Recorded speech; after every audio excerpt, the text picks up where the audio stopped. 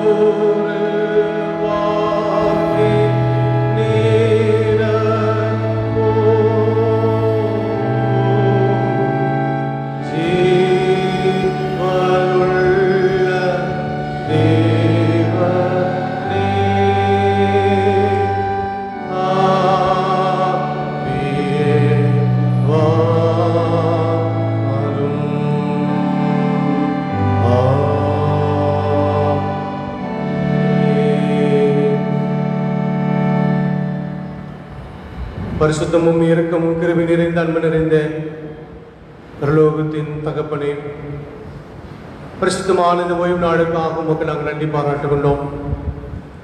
உம்முடைய சித்தமும் உம்முடைய விருப்பமும் எங்களுடைய வாழ்க்கையில் தொடர்ந்து செயலாற்றிக் கொண்டிருப்பதினாலே உம்முடைய பாதத்திலே நாங்கள் வந்து உம்மை நோக்கி நாங்கள் பார்க்கவும், நாங்கள் உம்மோடு கூட பேசவும், எங்களுடைய விண்ணப்பங்களை உம்முடைய சமூகத்தில் ஏறெடுக்கவும் மீண்டுமாக எங்கள் வாழ்க்கையில் ஒரு தருணத்தை கொடுத்ததுக்காக உங்களுக்கு நன்றி செலுத்துகின்றோம். நீர் பரிசுத்தராக இருக்கிறேன், பெரியவராக இருக்கிறேன், மாட்சிமை நிறைந்தவராக இருக்கிறபடினாலும் உங்களுக்கு நன்றி செலுத்துகிற சுவாமி. எங்கள் ஒவ்வொருடைய வாழ்விலையும் எங்களுடைய குடும்பத்தின் வாழ்விலையும் கர்த்தர் போதுமானவராய்ந்து அனுகூலமான செய்த அனைத்து தெய்வான காரியங்களுக்காக நன்றி பாராட்டுகிறோம். எங்களுடைய குடும்ப வாழ்க்கை, எங்களுடைய முயற்சிகள், எங்களுடைய பணிகள், எங்களுடைய போக்குவரத்தில் எல்லாவற்றையும் எங்களோடு கூட இருந்தீர் என்று சொல்லி நாம் நன்றி பாராட்டவும், நாங்கள் ஆராதிக்கவும், தூத்துரைக்கவும், தொழுது கொள்ளவும் ஏற்படுத்தி கொடுத்த நல்ல இந்த கூடுகைக்காக நாங்கள் நன்றி செலுத்துகிறோம். நாங்கள் யாவரும் தோத்திரத்தோடு ஜபத்தினாலும் உமக்கு நன்றி செலுத்துகின்ற ஒரு வழிபாடாக அமைய தெரிவித்தார். அதற்கு அனைத்து பேரையும் பொறுப்படுத்த ஆஸ்வதிப்பீராக. இயேசு கிறிஸ்து மூலமாக வேண்டிக் கொள்கிறோம் நல்ல பிதாவே, ஆமென். ஆண்டவரை நாம் போற்றுகின்ற வல்லமாக இந்த ஆராதனைக்கு ஆரம்பமாக அனைவரும் எழுந்து பாமாலையிலே 18வது பாமாலை பாடுவோம். பாமாலை 18வது பாமாலை.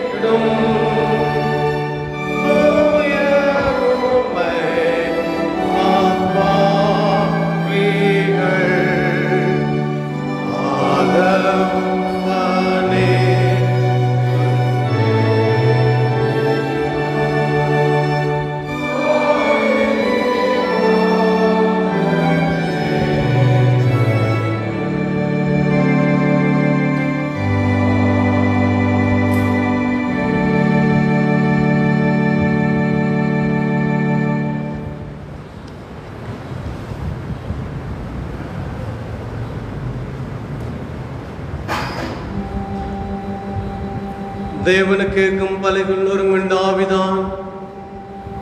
தேவனே நொறுங்குண்டதும் நறுங்குண்டதுமான இதயத்தை நீர் புறக்கணியே. உங்கள் வஸ்திரங்களை எல்லாம் உங்கள் இருதயங்களை கழித்து உங்கள் தேவனாகிய கர்த்தரிடத்தில் திரும்புங்கள். அவர் இரக்கமும் மனவுருக்கமும் நீடிய சாந்தமும் மிகுந்த கிருபையும் உள்ளவர். அவர் தீங்குக்கு மனஸ்தாபப்படுகிறவருமாக இருக்கிறார்.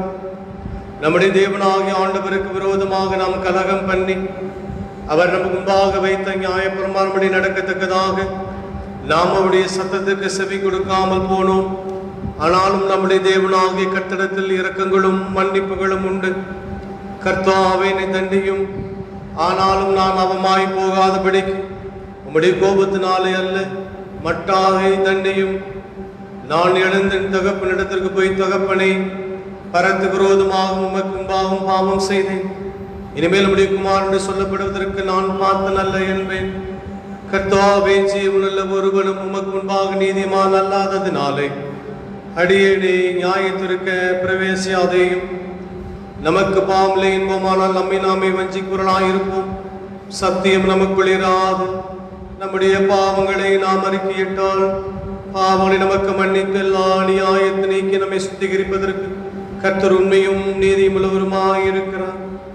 பிரியமானவர்களே, நம்முடைய பரமபிதாவாகிய சர்வல்லமுள்ள தேவனுடைய அளவில்லாத தயவினாலும் இரக்கத்தினாலும் பாவ மன்னிப்பை பெறுவதற்காக நாம் செய்த பலவிதமான பாவங்களையும் அக்கிரமங்களும் சந்நிதியில் மாயமாயும் மறைத்துக் கொள்ளாமல் பணிவும் தாழ்மையும் துக்கமும் கீழ்ப்படுதலுள்ள இருதயத்தோடு அறிக்கையிட வேத வசனம் பற்பல வாக்குகளில் நம்மை ஏவுகிறது. நாம் இக்காலத்திலும் தேவன் முன்பாக நம்முடைய பாவங்களை மனத்தாழ்மையை அறிக்கிடுவது வேண்டும் என்று அப்படி திருக்கரங்களினால் என பெற்றுக்கொண்ட மேன்மையான உபகாரங்களுக்காக தோத்திரம் செலுத்தவும் மிகவும் சிறந்த விளைப்புகளை பிரஸ்தாபம் பண்ணவும் அவருடைய மகா பரிசுத்த வசனத்தை கேட்கவும் நம்முடைய சரீரத்துக்கும் ஆத்மாவுக்கும் தேவைகளுக்காக வேண்டிக் கொள்ளவும் நாம் கூடி வந்திருக்க தருணத்தில் பாவங்களை அறிக்கிடுவது நமது விசேஷ கடமையுமாயிருக்கிறது. ஆகையால் இங்கே இருக்க நீங்கள் யாவரும் சுத்த இருதயத்தோடும் தாழ்ந்த சத்தத்தோடும் பரம கிருபாஸ்தலோடு கூட சேர்ந்து நான் சொல்லுகிற பிரகாரம் சொல்ல உங்களை வேண்டிக் கொள்ளுகிறேன். ஜெபம் செய்வோம். யாவரும் நாம் சேர்ந்து சொல்லுவோம். சர்வ வல்லமை மிகுந்திருக்கும் பிதாவே, தப்பி போன ஆடுகளை போல நாங்கள் வழி விளட்டு வழி விளைந்து போனோம். எங்களை இறைத்தன் யோசனைகளுக்கும் விருப்பங்களுக்கும் மிகவும் இணங்கி நடந்தோம். முது பரிசுத்த கற்பிலிக்கு விரோதமாய் குற்றம் செய்தோம். செய்யத்தக்கவளை செய்யாமல் செய்யத்தகாதவர்களை செய்து வந்தோம். எங்களுக்கு சுகமே இல்லை. ஆனாலும் ஆண்டவரே, தேவரே கர்த்தராகிய இயேசு கிறிஸ்து மூலமாய் மனிதர் கருளை செய்த வாக்கு தக்கதன் வழியே நிர்வாகியமுள்ள குற்றவாளிகளாக எங்களுக்கு இறங்கும். தப்பிதங்களை இருக்கிற மேல் பொறுமையாயிரும். பாவத்து நிமித்தம் துக்கப்படுகிறவர்களை செயற்படுத்தும். மிகவும் இரக்கமுள்ள பிதாவே, உடைய பரிசுத்த நாமத்துக்கு மகிமை உண்டாகும்படி நாங்கள் தேவ பக்தியும் நீதியும் தெளிந்த புத்தியுள்ளாய் நடத்துவர் இயேசு கிறிஸ்துவின் நிமித்தம் எங்களுக்கு கிருபை செய்தருளும்.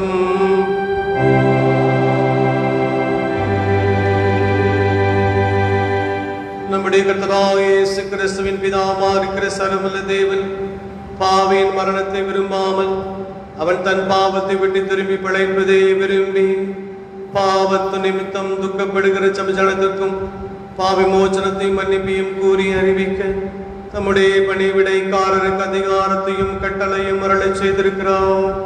மெய்யாய் மனம் திரும்பி தமது பரிசுத்த சுவிசேஷத்தை உண்மையாய் விசுவாசிக்கிற யாவருக்கும் அவர் பாவங்களை மன்னித்து விமோச்சனம் செய்கிறார். ஆகையால் கடைசியிலே ஆனதிலே சேரத்தக்கதாய் இத்தருணத்தில் நாம் செய்கிறதற்கு பிரியமாய் இருக்கவும் இனி உயிரோடு இருக்கும் நாளல்லாமல் மாசில்லாமல் பரிசுத்தம் உள்ளவளாய் நடக்கவும் அவர் நமக்கு மெய்யான மனம் திரும்பலையும் தம்முடைய பரிசுத்தாவையும் அருளச் செய்ய வேண்டும் என்று நம்முடைய கர்த்தராகிய இயேசு கிறிஸ்து மூலமாய் அவரை வேண்டிக் கொள்ள கடுவோம்.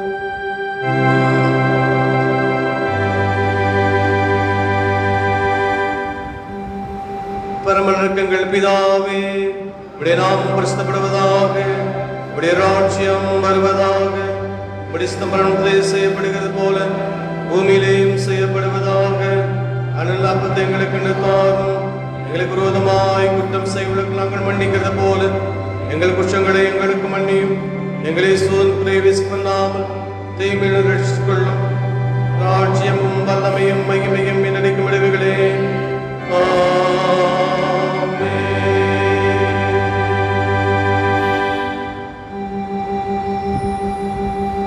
ஆண்டவரே, எங்கள் உதடுகளை திறந்தருளும்.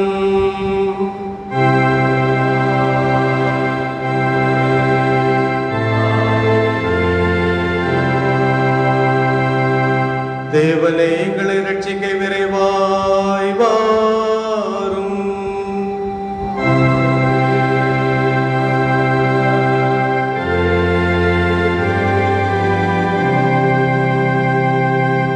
பிதாவுக்கும் குமாரனுக்கும் பரிசுத்த ஆவிக்கும் மகிமை உண்டாவதாக.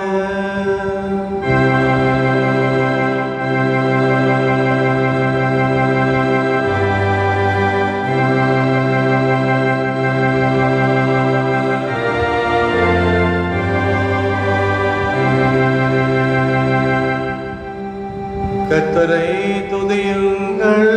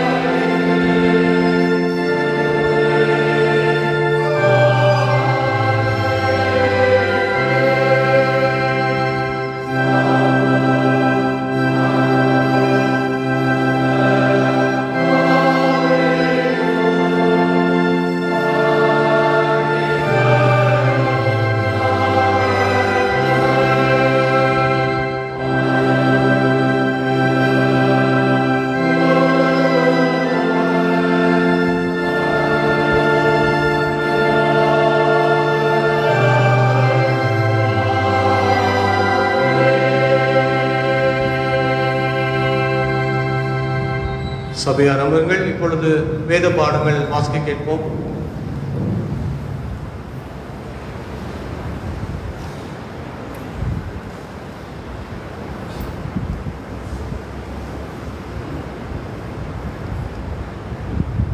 இன்றைய நாளுக்கென வாசிப்பதற்காக தெரிந்து கொள்ளப்பட்ட முதலாம் வேத பாடம் யாத்திராகமம் 4ஆம் அதிகாரம் 10 முதல் 17 முடிய.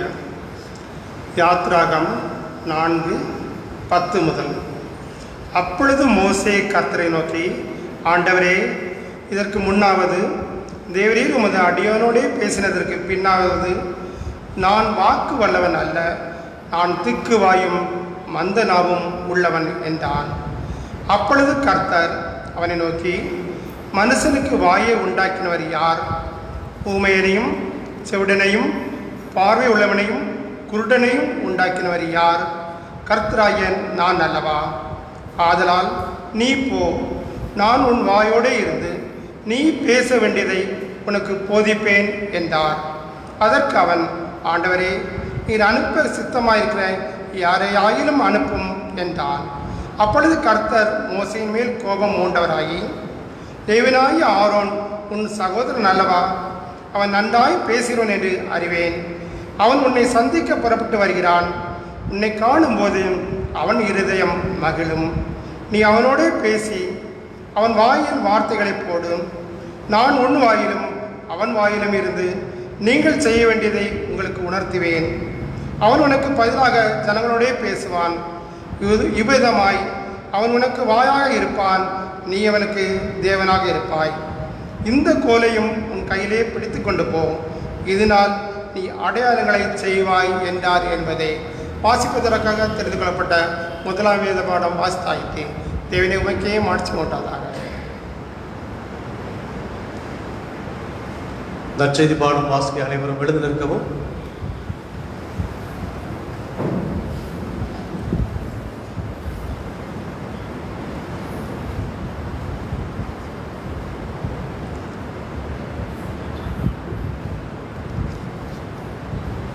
இந்த நாளுக்காக வாசிக்க வேண்டிய நற்செய்தி வேத பாடம் பரிசுத்த லூக்கா எழுதின சுவிசேஷம் 14ஆம் அதிகாரம் 15ஆம் வசனம் முதல் 24ஆம் வசனம் முடிய. லூக்கா 14ஆம் அதிகாரம் 15ஆம் வசனம் முதல். அவரோடு கூட பந்தி இருந்தவர்களில் ஒருவன் இவைகளை கேட்ட பொழுது அவரை நோக்கி, தேவனுடைய ராஜ்யத்தில் போஜனம் பண்ணுகிறவன் பாக்கியவான் என்றான். அதற்கு அவர், ஒரு மனுஷன் பெரிய விருந்தை ஆயத்தம் பண்ணி அநேகரை அழைப்பித்தான். விருந்து வேளையில் தன் ஊழியக்காரனை நோக்கி, நீ அழைக்கப்பட்டவரிடத்தில் போய், எல்லாம் ஆயத்தமாயிருக்கிறது, வாருங்கள் என்று சொல் என்று அவனை அனுப்பினான். அவர்கள் எல்லாரும் போக்கு சொல்ல தொடங்கினார்கள். ஒருவன், ஒரு வயலை கொண்டேன், நான் அகத்தியமாய் போய் அதை பார்க்க வேண்டும், என்னை மன்னிக்கும்படி வேண்டிக் கொள்கிறேன் என்றான். வேறொருவன், 5 மாடு கொண்டேன், அதை சோதித்து பார்க்க போகிறேன், என்னை மன்னிக்கும்படி வேண்டுகிறேன் என்றான். வேறொருவன், பெண்ணை விவாகம் பண்ணினேன், அதனால் நான் வரக்கூடாது என்றான். அந்த ஊழியக்காரன் வந்து இவைகளை தன் எஜமானுக்கு அறிவித்தான். அப்பொழுது வீட்டெஜமான் கோபமடைந்து தன் ஊழியக்காரனை நோக்கி, நீ பட்டணத்தின் தெருக்களிலும் வீதிகளிலும் சீக்கிரமாய் போய் ஏழைகளையும் ஊனரையும் சப்பானிகளையும் குருடரையும் இங்கே கூட்டிக் கொண்டு வா என்றான். ஊழியக்காரன் அப்படியே செய்து, ஆண்டவரே, நீர் கட்டளையிட்டபடி செய்தாயிற்று, இன்னும் இடம் இருக்கிறது என்றான். அப்பொழுது எஜமான் ஊழியக்காரனை நோக்கி, நீ பெருவழிகளிலும் வேலிகள் அருகிலும் போய் என் வீடு நிறையும்படியாக ஜனங்களை உள்ளே வரும்படி வருந்தி கூட்டிக் கொண்டு வா. அழைக்கப்பட்டிருந்த அந்த மனுஷரில் ஒருவனாயிலும் என் விருந்தை ருசி பார்ப்பதில்லை என்று உங்களுக்கு சொல்லுகிறேன் என்றார் என்று சொன்னான். கிறிஸ்துவுக்கே மாட்சிமை உண்டாவதாக.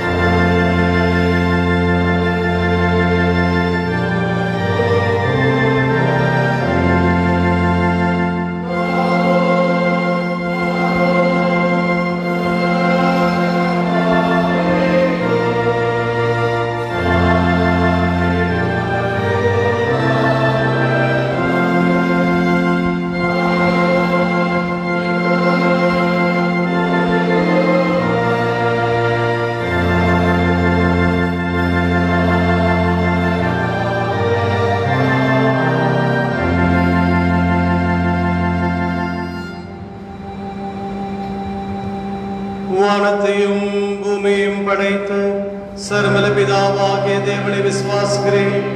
அவரே குமாரனாகிய நாதர் இயேசு கிறிஸ்துவை விசுவாசிக்கிறேன். அவர் பரிசுத்த ஆவியினாலே கன்னிமரியாளிடத்தில் உற்பவித்து பிறந்தார்.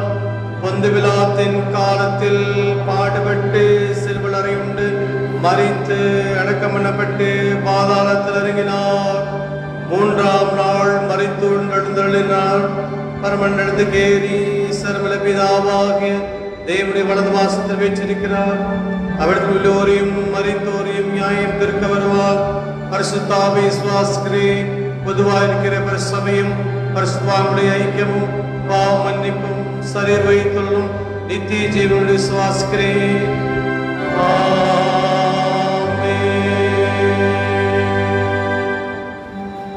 கர்த்தர் உங்களோடு இருப்பாராக.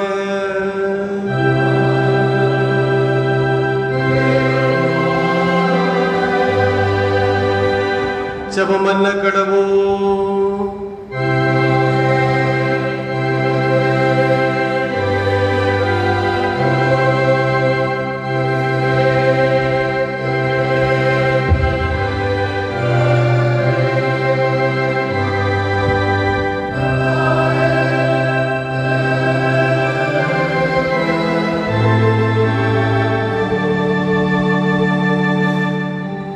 பரமலர்க்கங்கள் பிதாவே, உம்முடைய நாமம் பரிசுத்தப்படுவதாக, உம்முடைய ராஜ்யம் வருவதாக, உம்முடைய சித்தம் பரமளத்திலே செய்யப்படுகிறது போல பூமியிலேயும் செய்யப்படுவதாக.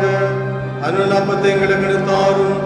எங்களுக்கு விரோதமாய் குற்றம் செய்வதற்கு நாங்கள் மன்னிக்கிறது போல எங்கள் குற்றங்களையும் எங்களுக்கு மன்னியும். எங்களை சோதனைக்கு பிரவேசிக்க பண்ணாமல் தீமையிலிருந்து ரட்சித்துக் கொள்ளும்.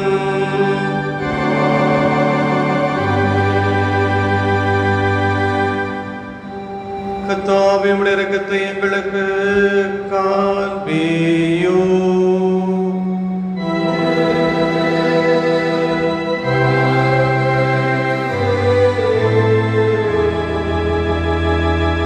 உம்முடைய பணிவிடைக்காரருக்கு நீதியை தரிப்பியும்.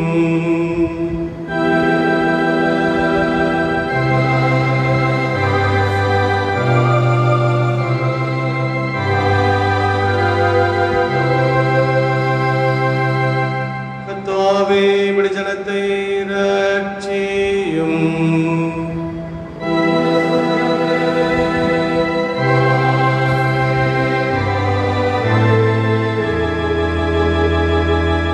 கர்த்தாவே, எங்கள் காலத்தில் சமாதானத்தை கட்டளையிடும்.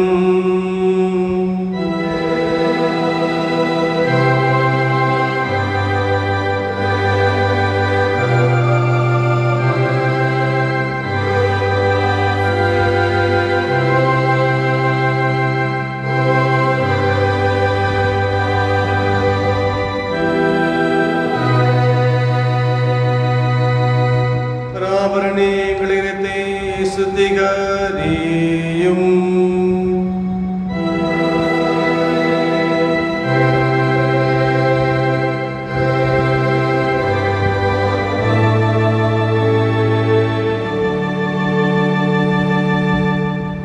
ஜெபம் செய்வோம். சமாதானத்துக்காரும் மேக சிந்தை விரும்புவாக தேவனே, உம்மை அறிவதே நித்திய ஜீவன், மெய் சேவிப்பதே மெய் சுவாதீனம்.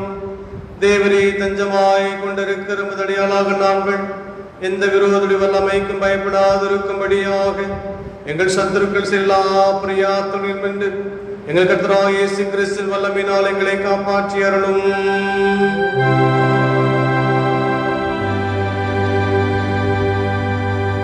சர்வநித்திய தேவனே, இந்நாள் வரைக்கும் எங்களை சுகமாய் நடத்தி வந்த எங்கள் பெருமபிதாவாகிய கர்த்தாவே, இந்நாளில் மிகுந்த வல்லமையினால் எங்களை காப்பாற்றி நாங்கள் யாதொரு பாவத்துக்குட்படாமலும் எவ்விதமான மோசத்திலும் அகப்படாமலும் ஒரு பாதவிக்கு நேர்மையாயிருக்கிறதை படும் செய்கிறதற்கு நாங்கள் செயலாவற்றும்படி ஆலையாளை நடத்தி அருள வேண்டும் என்று எங்கள் கர்த்தராகிய இயேசு கிறிஸ்து மூலமாய் வேண்டிக் கொள்கிறோம்.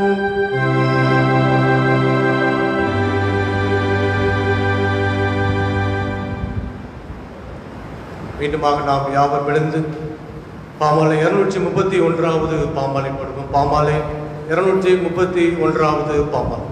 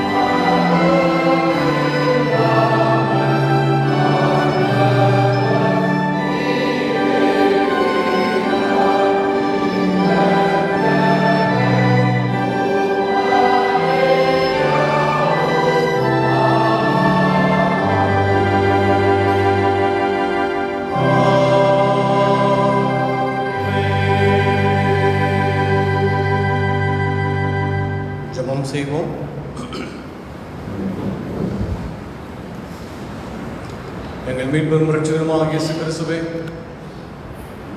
அடியனுடைய வாயின் வார்த்தைகளும் இங்கே அமர்ந்திருக்கக்கூடிய இருதயத்தின் சிந்தனைகளும் உம்மை பிரதிபலித்து காண்பிக்க ஆண்டவர் அருள்தார். அடியனை மறைத்து நீ வெளிப்பட உதவி செய்யும்.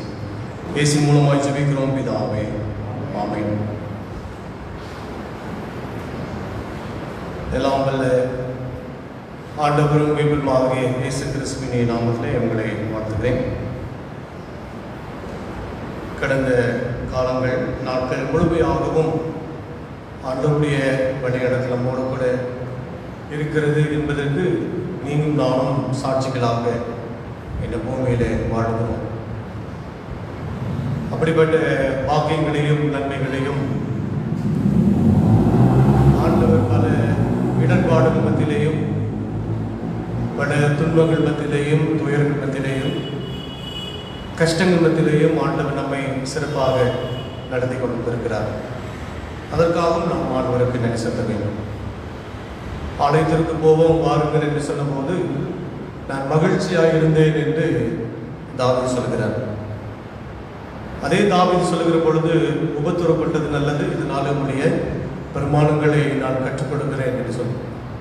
ஆலயத்திற்கு வருவதும் ஆலயத்தில் உடைய கட்டளைகளையும் கற்பனைகளையும் பிரமாணங்களையும் கற்றுக்கொள்வதும் அவருடைய வாழ்விலே கிடைத்திருக்கிற மாபெரும் மேன்மை என்றே சொல்ல வேண்டும். அப்படிப்பட்ட நல்ல மேன்மைகளையும் ஆண்டவர் நமக்கு தந்திருக்கிறார்.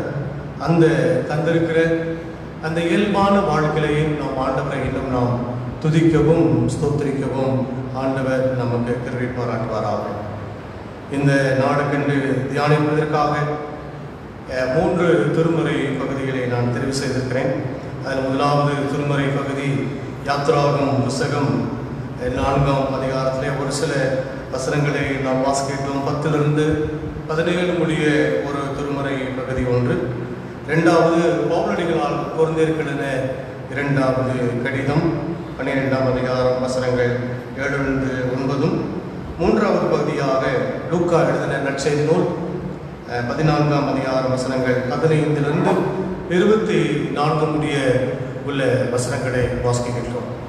இந்த 3 திருமறை பகுதிகளையும் உள்ளடக்கி ஆண்டவர் ஒரு செய்தியை இந்த உலகத்துக்குள்ளாக உங்களுக்கும் எனக்கும் கற்றுக் கொடுக்கிறார். வேதத்திலே சொல்லப்பட்டிருக்கிற நபர்கள், வேதத்திலிருந்து நாம் தெரிந்து கொண்டிருக்கக்கூடிய உருவகங்கள், இயேசுவானவர் இந்த உலகத்திலே சொல்லி கற்றுக் கொடுக்கிற உவமைகள், இப்படி பல தரப்பட்ட நிலைமையிலே ஆண்டவராகிய இயேசு கிறிஸ்துவானவர் இந்த உலகத்துக்குள்ளாக ஒரு செய்தியை சொல்லுவதன் வழியாக இறையரசை நீங்களும் நானும் கட்டி எழுப்ப வேண்டும். திருச்சபையாக வாழ்ந்து வருகிற நீங்களும் நானும் திருச்சபையாக மாற வேண்டும். செய்தியை கேட்டுக்கொண்டு மட்டுமில்லை, இந்த உலகத்திற்குள்ளாக சென்று இயேசு கிறிஸ்துவனுடைய செய்தியாக உங்களையும் என்னையும் அச்சடையாளங்களாகவும் இயேசு கிறிஸ்துவனுடைய அடிசோடுகளாகவும் பிரதிபலித்து காண்பிக்கப்பட வேண்டும் என்பது ஆண்டவருடைய எதிர்பார்ப்பு. அப்படிப்பட்ட எதிர்பார்ப்பு கொண்டவர்களாக இந்த உலகத்தில் வாழக்கூடிய நல்ல வாய்ப்புகளை ஆண்டவர் தந்திருக்கிறார். அதனாலே உங்களையும் என்னையும் இயேசுவானவர் ஒரு கருவியாக கொண்டு இந்த உலகத்துக்குள்ளாக பல செயல்களை செயல்படுத்துவதற்கு ஆண்டவர் விரும்புகிறார் என்பதையும் மறந்துவிடக்கூடாது. அப்படிப்பட்ட ஒரு நிலையை இந்த உலகத்தில் பல விஷயங்களை நாம் கற்றுக்கொள்கின்றோம். பல அனுபவங்கள் வழியாக சில புரிந்து கொள்ளுதலை நாம் பெற்றுக்கொள்கிறோம். இன்னும் பல விழிப்புணர்வோடு கூட வாழ்வதற்கும் நாம் பல நிலைகளிலே முயற்சி செய்கிறோம். இப்படி ஒவ்வொரு காலகட்டங்களிலே ஒவ்வொரு புதிய புதிய அனுமானங்கள், புதிய அனுபவங்கள், புதிய சிந்தனைகள், புதிய விழிப்புணர்வுகளை கற்றுக்கொண்டு வருகிறோம். அப்படி கற்றுக்கொள்கிற வகையிலையும் இன்னும் நாம் புரிந்து கொள்ள வேண்டும் என்பதற்காக நம்முடைய திருச்சபை நமக்கென்று பல தலைப்புகளை தந்து அதன் அடிப்படையிலே சிந்தித்து நீங்கள் வாழ வேண்டும் என்று ஆண்டவர் விரும்புகிறார் என்பதை நமக்கு பல தலைப்புகளாக தந்திருக்கிறார். அதுவும் இந்த நாளிலே நமக்கென்று தரப்பட்டிருக்கிற ஒரு தலைப்பு என்னவென்றால் மாற்றுத்திறனாளிகள் என்கின்ற ஒரு தலைப்பை நமக்கு தந்திருக்கிறார்கள். அந்த தலைப்பினால் நாளிலே நாம் சிந்திக்க இருக்கிறோம். ஒருவேளை ஃபிசிக்கலி ஹேண்டிகேப், அந்த டிஃப்ரெண்ட் ஏபிள், மென்டலி ரிட்டார்டட் என்கின்ற பல நிலைகளிலே இப்படிப்பட்டவர் இருக்கிறார்கள். இப்படிப்பட்டவர்களை ஆண்டவர் எப்படி பயன்படுத்துகிறார், அவர்களை எப்படி தெரிந்து கொண்டிருக்கிறார், அவர் மூலியமாக நாம் சில காரியங்களை எப்படி புரிந்து கொண்டிருக்கிறோம் என்பதை இந்த 3 திருமறையின் வாயிலாக ஆண்டவராகிய தேவன் இயேசு கிறிஸ்துவால் நம்ம கற்றுக் கொடுக்க விரும்புகிறார். முதலாவது திருமறை பகுதியான யாத்திராகம புஸ்தகம் 4ஆம் அதிகாரம் வசனங்கள் 10 17 முடிய உள்ள வசனங்களை வாசிக்கின்றோம். முதலாவதாக உங்களுக்கும் எனக்கும் ஒரு பெரிய கேள்விக்குறி ஒன்று இருக்கிறது. என்ன கேள்வி என்றால், ஒருவேளை இப்படி மனநலம் குன்றினவர்களாக, மாற்று திறனாளிகளாக, நடக்க முடியாதவர்களாக, சப்பானிகளாக, பார்வையற்றவர்களாக பிறக்கிறார்களே, இது யார் செய்த பாவம்? இவர்கள் செய்த பாவமா, இல்லை என்றால் இவர்கள் பெற்றோர்கள் செய்த பாவமா என்று பல கோணங்களிலே இயேசு கிறிஸ்துவை கேள்வி கேட்பதுண்டு. அப்பொழுது இயேசுவானவர் சொல்லுகின்ற ஒரு பதில், இது இவர்கள் செய்த பாவம் அல்ல, இவருடைய பெற்றோர்கள் செய்தவும் பாவம் அல்ல, தேவனுடைய பெயர் விளங்கும்படியாக இந்த காரியம் நடைபெற்றிருக்கிறது என்று ஆண்டவர் சொல்லுவார்கள். இதைவே சில நேரங்களில் நமக்கு நாமவே ஒரு கேள்வி கேட்டுக்கொள்வது, ஒருவேளை இப்படி பாதிக்கப்பட்டவர்கள் திருச்சபையிலையும் சமூகத்திலையும் நம்முடைய குடும்பங்களில் இருக்கும் பொழுது ஏன் எனக்கு இப்படிப்பட்ட குழந்தைகள் இருக்கிறார்கள், ஏன் இப்படிப்பட்ட குழந்தைகள் பிறந்திருக்கிறார்கள், இதற்கு பிறந்திருப்பதற்கு பிறக்காமல் இருந்திருந்தாலே நமக்கு நன்றாக இருக்கிறோமே, ஒருவேளை இந்த மனநலம் கொண்டவர்களாக, நடக்க முடியாதவர்களாக, பார்வையில்லாதவர்களாக வளர வளர இவர்களை நான் எப்படி பாதுகாத்துக் கொள்ள முடியும், எப்படி நான் கவனித்துக் கொள்ள முடியும் என்கிற ஒரு மிகப்பெரிய தாக்கம் எனக்கு வருகிற பொழுது, என்னுடைய குடும்பத்தில் இருந்து அந்த தனிப்பட்ட குழந்தையை நான் பிரித்தெடுத்து ஒருவேளை மென்டலி ரிட்டார்டட் ஹோம், மனநலம் பாதிக்கப்பட்டிருக்கக்கூடிய குழந்தைகள் பிரிவு, இல்லை என்றால் பெரியவர்களுடைய பிரிவு என்கின்ற இன்னைக்கு சமூகத்தில் நடக்கக்கூடிய இப்படிப்பட்ட ஒரு ஊடகங்களிலே கொண்டு போய் நாம் அவர்களை விட்டு விடுகிறோம், ஹோமிலே கொண்டு போய் விட்டு விடுகிறோம். இது சரியா இல்லை தவறா என்று பல கேள்விகளை நாம் கேட்டுக்கொண்டிருக்கக்கூடிய உங்களுக்கும் எனக்கும் ஆண்டவர் ஒரு பதிலை தருவது நமக்கு ஒரு மிகப்பெரிய கிடைத்திருக்கிற பாக்கியம் என்றே நாம் சொல்ல வேண்டும். அந்த அடிப்படையில் தான் இந்த 3 நிலைமையிலே நாம் சிந்திக்க போகின்ற நபர்களை ஆண்டவர் எப்படி கையாளுகிறார் என்பதை பற்றி நாம் கற்றுக்கொள்ள வேண்டும். முதலாவதாக, ஒருவேளை இப்படி குழந்தை பிறந்து விட்டால் நாம் என்ன சொல்ல விடுகிறோம்? ஒருவேளை இது சாபம் என்று நாம் சொல்லிவிடுகிறோம், இல்லை என்றால் இது கடவுளுடைய சித்தம் என்று விட்டு விடுகிறோம். இரண்டுமே அல்ல. ஒருவேளை இப்படிப்பட்ட விபத்திலே பிறக்கிற குழந்தைகள், மனநலம் குன்றினவர்களாக பிறக்கிற குழந்தைகள், பாதிக்கப்பட்டவர்களாக பலவீனமாக இருக்கிறவர்கள் எல்லாம் கடவுளாலே தண்டிக்கப்பட்டவர்களும் அல்ல, இவர்கள் யாவரும் கடவுளுடைய சாபமாக வந்தவரும் அல்ல, இது கடவுளுடைய சித்தமும் அல்ல. அப்படி என்றால் எப்படி நடந்தது என்று நாம் கேட்கும் பொழுது, ஏதோ ஒரு தவறுகிற ஒரு பட்சத்தில் இப்படிப்பட்ட ஒரு நிலை பாதிக்கப்பட்டு உடல் ரீதியாக, மன ரீதியாக சில குழந்தைகள் பிறந்து விடுகிறார்கள்.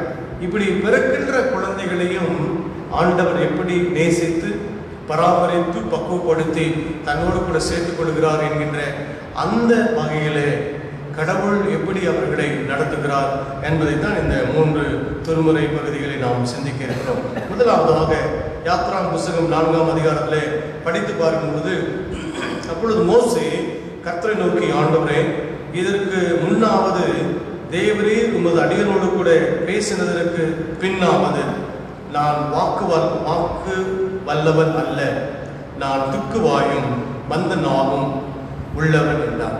ஒருவேளை உங்களிடத்தில் முன்பதாக பேசியிருந்த மோசேவாகிய நானும், பின்பதாக பேச போகிற மோசேவாகிய நானும், நான் பிறவியிலேயே, அவள் சொல்லுகிற ஒரு காரணம், பிறவியிலேயே நான் துக்குவாயாக இருக்கிறேன், மந்த நாவுடையவனாக இருக்கிறபடினாலே நீ சொல்லுகின்ற எனக்கென்று பொறுப்பாக கொடுக்கப்பட்டிருக்கின்ற கடமைகளை நான் சரியாக செய்ய முடியாது.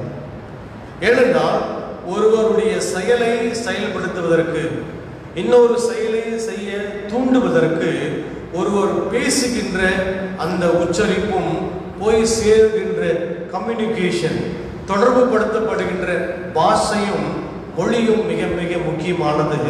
ஆகினாலே நீர் என்னிடத்தில் எதிர்பார்க்கிற இந்த நிலையை நான் கையாளும் பொழுது சற்று வேறுபடுத்தி நான் காண்பிக்கின்றேன். காரணம், என்னை சரியாக பேச முடியாது. நான் திக்குவாயும் மந்த நாவுமாய் இருக்கிறபடினாலே எனக்கு இந்த பொறுப்பிலிருந்து என்னை விடுவித்து வேறொருக்கு நீர் பொறுப்பை கொடுக்க வேண்டும் என்று மோசே கேட்டுக்கொள்கின்றான். இதில் தான் ஒரு சிறப்பு இருக்கிறது. எப்படி ஆண்டவர் ஒதுங்கி வாழுகிறவர்களையும் மந்த நாவும் திக்குவாயும் உடையவர்களை ஆண்டவர் எப்படி தன்னுள்ளாக சேர்த்துக் கொள்ளுகிறார் என்கின்ற ஒரு சிறப்பை தான் இந்த நாளிலே நாம் சிந்திக்க இருக்கின்றோம்.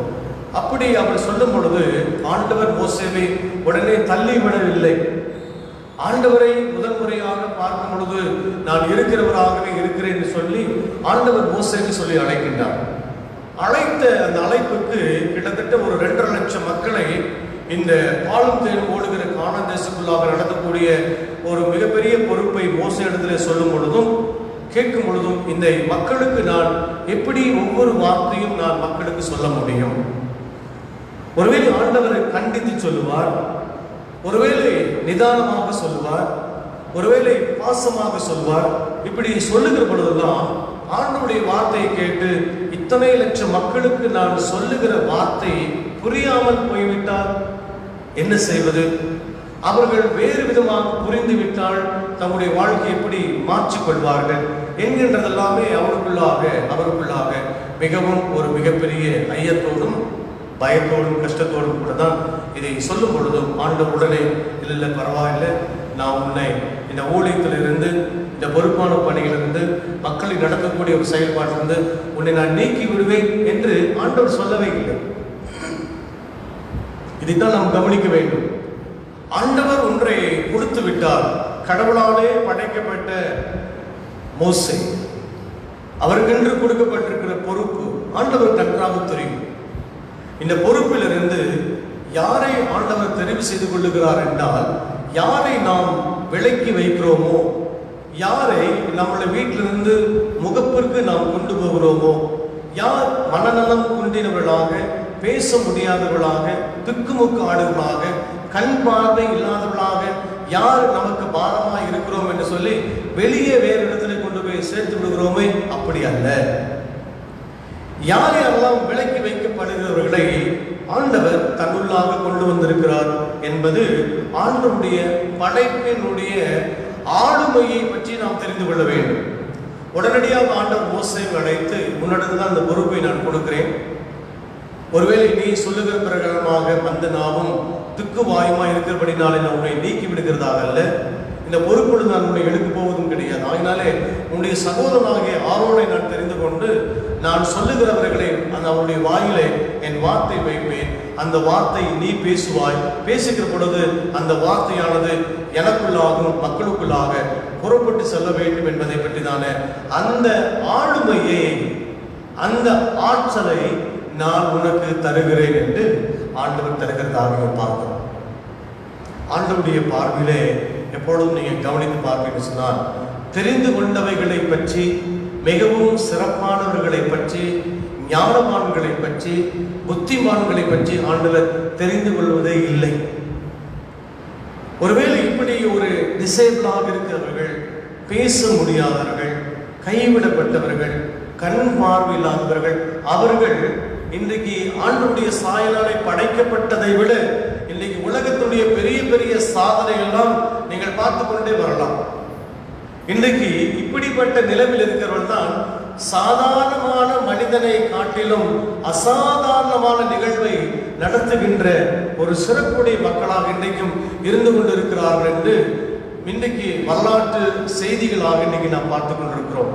உதாரணத்துக்கு கடந்த காலங்களில் நடந்து முடிந்த ஏசியன் கேமில் கூட ஒரு கால் இழந்தவன் ஒரு கால் எழுந்த ஒரு சகோதரன் உலக சாதனை படைத்தான் என்று சொல்லுகின்ற ஒரு வரலாற்று ஒரு பின்னணியும் இருக்கிறதை நீங்கள் மறந்துவிடக்கூடாது என்பதற்காக இந்த செயலை ஆண்டவர் எப்படி நடத்தி கொண்டு போகிறார் என்பதை நாம் பார்க்கிறோம். ஆகினாலே ஆண்டவர் சொல்லுகிறார், நீ அவனோடு கூட பேசும் பொழுது அவன் வாயில் வார்த்தையை போடுகிறேன், நான் உன் வாயிலும் அவன் வாயிலிருந்தும் நீங்கள் செய்ய வேண்டியதை உங்களுக்கு நான் உணர்த்துவேன்.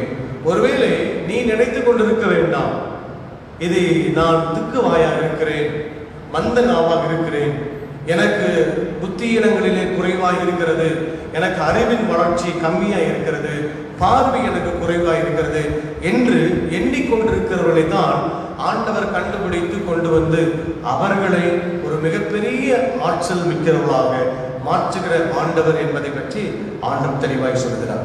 ஆகினாலே பிரியமானவர்களே, நம்முடைய குடும்பங்களிலே, நம்முடைய உறவின் சொந்தங்களிலே இப்படி யாராவது இருந்தால் அவருடைய தனி அறையிலே கூட்டி வைத்து அவர்களை வீட்டில் வைத்து விட்டு நாம் வெளியே சென்று விடக்கூடாது. இன்னொன்று, இவர்களுக்கு இன்னும் பயிற்சிகளை கொடுக்க வேண்டும் என்பதற்காகவே பல ஹோம்களில் கொண்டு போய் நிரந்தரமாக விட்டு விடவும் கூடாது. இவன் பார்வை இல்லாதவனாக இருக்கிறான் சொல்லுகின்ற பிளைண்ட் ஹோம்ல கொண்டு போய் நாம் விட்டு விடவும் கூடாது. நடக்க முடியாதவளாய் இருக்கிறார்கள் என்பதற்காக ஏதோ ஒரு ஹேண்டிகேப் ஹோம்ல கொண்டு போய் நாம் விட்டு விடவும் கூடாது. ஆனால் இன்னைக்கு இப்படி சிறப்பான ஹேண்டிகேப் ஹோமெல்லாம் நடைபெற்றுக் கொண்டுதான் இருக்கிறது.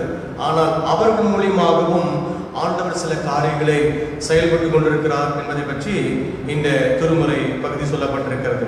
ஆண்டவர் சொல்லுகிறார், அவன் உனக்கு பதிலாக ஜனங்களோடு கூட பேசுவான், இவ்விதமாய் அவன் உனக்கு வாயாக இருப்பான், நீ அவனுக்கு தேவனாக இருப்பாய் என்று மந்தனாவும் திக்குவாயும் மனநலம் குன்றினவனாக மனதளவில் பாதிக்கப்பட்டவனாக இருக்கக்கூடிய மோசேவுக்கு தன்னுடைய ஆற்றலை முழுமையாக மோசேவுக்கு கொடுத்து எப்படி இந்த மக்களை நடத்தி கொண்டு வந்திருக்கிறார் என்பதற்கு மோசே ஒரு சிறந்த எடுத்துக்காட்டாக உங்களுக்கும் எனக்கு முன்பாக காட்சி அளிக்கின்றார். 17 வசனம், இந்த கோலையும் உன் கையிலே பிடித்து கொண்டு போ, இதனால் அடையாளங்களையும் செய்வார் என்று மிக தெளிவாக ஆண்டவர் மிக காரியங்களை சொல்லப்பட்டிருக்கிறதை பார்க்கிறோம். காரணம், இப்படிப்பட்ட மக்கள் கீழானவர்கள், தேவை அல்லாதோர், தள்ளி வைக்கப்பட்டவர்கள் என்பதை நாம் அவர்களை கவனித்து கொண்டு அவளுக்கும் எவையெல்லாம் இழந்து போனார்களோ அவர்களுக்கு மீண்டுமாக செயல்படுத்தக்கூடிய சில காரியங்களை செய்ய வேண்டும் என்று வேதம் சொல்லுகிறது. உலகம் படைக்கும் பொழுது ஆண்டவர் உலகத்தை படைக்கிறார். வேதம் சொல்லுகிறது, God formed us, நம்மை ஒரு நல்ல படைப்பாளராக படைக்கிறார்.